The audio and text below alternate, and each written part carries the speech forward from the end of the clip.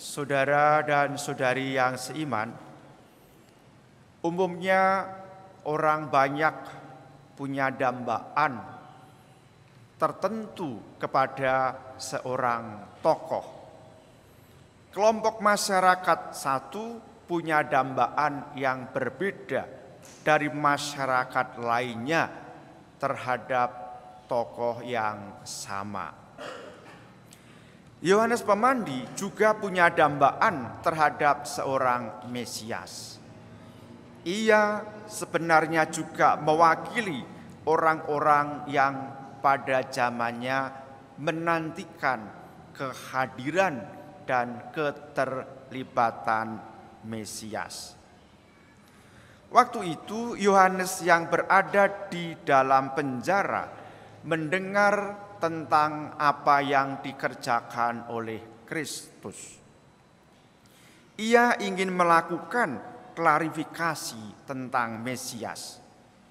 Ia tidak membicarakan atau ia tidak ngerasani tentang seseorang tokoh yang diduga sebagai Mesias. Saudara-saudari yang terkasih, Yohanes memberi inspirasi kepada kita di zaman media sosial ini untuk melakukan klarifikasi. Alasannya, kita tidak ingin menjadi salah paham yang tidak perlu, yang menguras energi tanpa mendatangkan faidah. Maka kita berharap semoga niat baik dan usaha kita untuk melakukan klarifikasi atas berita tertentu dapat menolong masyarakat untuk hidup dalam suasana yang rukun dan sejahtera. Saudara-saudari yang seiman, Yohanes menyuruh murid-muridnya bertanya kepada Yesus.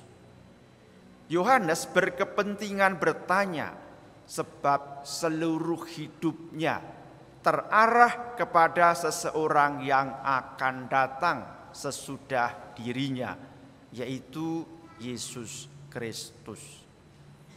Saudara-saudari yang terkasih, hidup kita sebenarnya juga terarah kepada Tuhan.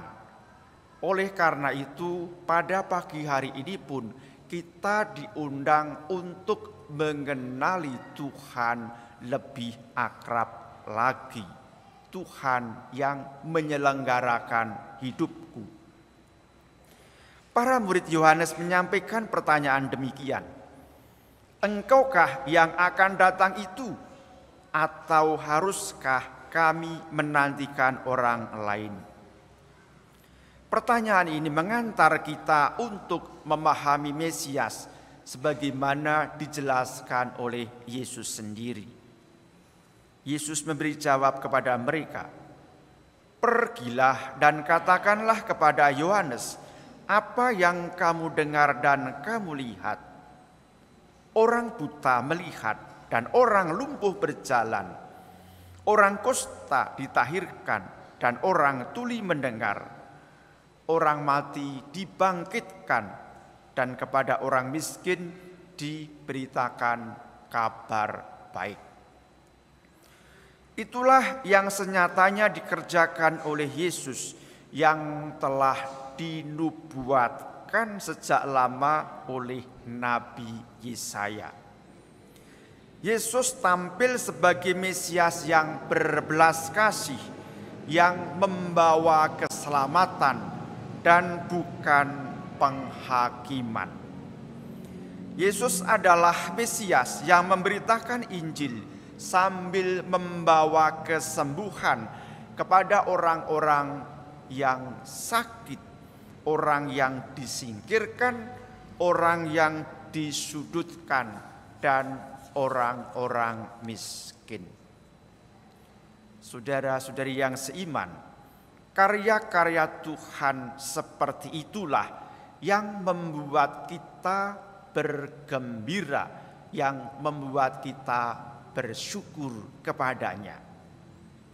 Dan saat ini Tuhan masih berkarya melalui gerejanya bagi umat manusia dan juga bagi kita satu persatu.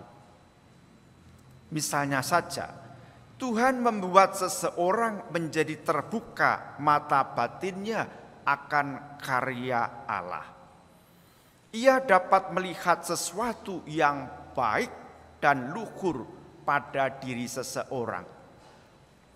Sebab sebelum dibuka oleh Tuhan, ia sebenarnya cenderung berpikir dan menilai seseorang itu serba buruk, serba negatif. Terhadap orang lain, Tuhan membuka hati nuraninya agar sanggup melaksanakan kehendak Tuhan.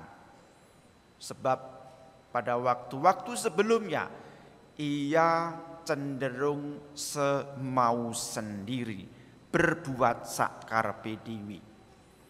Bagi orang lainnya, Tuhan membangkitkan kelumpuhan rohani akibat seseorang tadi terbelenggu oleh dosa yang ia buat sendiri. Semula ia berada dalam kuasa dosa dan melakukan kesia-siaan sekalipun ia tidak menyadarinya. Saudara-saudari yang terkasih dalam Kristus, contoh karya Tuhan bagi kita orang perorangan masih sangat banyak. Namun ada satu hal yang patut kita ingat, yaitu Tuhan mengundang kita agar kita kelak mengalami kebangkitan. Rasul Paulus mengatakan kepada jemaat di Korintus, kalau tidak ada kebangkitan orang mati, maka Kristus juga tidak dibangkitkan. Semua orang beriman termasuk kita mengimani kebangkitan dan menginginkan kebangkitan. Saudara-saudari, kita orang yang rapuh dan lemah ini tentu mengharapkan pertolongan dari Tuhan yang berbelas kasih. Semoga kita memiliki sikap batin seperti ini sepanjang hidup. Sebab ada orang yang berharap akan pertolongan Tuhan ketika sudah tidak berdaya sama sekali. Tetapi ketika masih sanggup mengurus segalanya, ia lupa akan Tuhan. Kita dapat merasakan kehadiran Tuhan setiap waktu. Namun kita juga tidak dapat merasakan kehadiran Tuhan kalau kita sendiri merasa serba cukup dan melulu mengandalkan kekuatan diri sendiri. Minggu Advent ketiga ini mengajak kita semua untuk bersukacita dan menyiapkan batin, sebab saatnya akan tiba kita merayakan Tuhan yang menjadi manusia.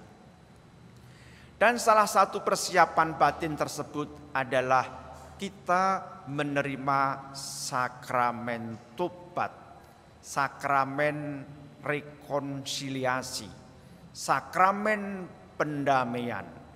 Kita berdamai dengan Tuhan, kita berdamai dengan sesama, kita berdamai dengan alam semesta, dan kita juga berdamai dengan diri sendiri. Kita ingin menerima sakramen tobat sebagai ungkapan kegembiraan untuk menyambut Tuhan yang hadir pada diri kita. Dimuliakanlah Tuhan kini dan sepanjang masa